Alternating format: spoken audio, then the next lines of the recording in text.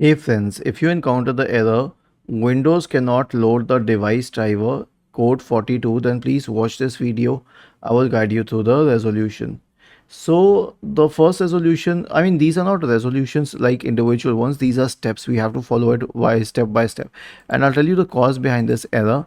The cause is that a duplicate device was detected. For example, if you had two cameras of the same brand on the same computer pushing the same drivers but not exactly identical but very similar, so in that case it may cause a problem, especially if you are upgrading, like let's say you are upgrading from a Canon M300 camera to an M200 camera to a Canon M50 camera.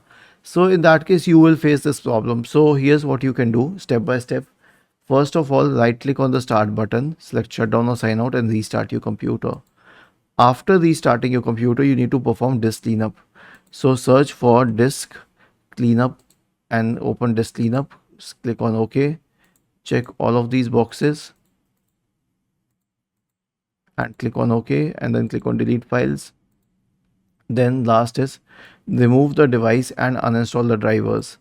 So how would you do this? Search for device manager and open the device manager. Now before anything else, disconnect the peripheral device, whether it's a camera, a printer, scanner, whatever. Expand the list for cameras. Let's say it was a camera, and uninstall any driver which was problematic there.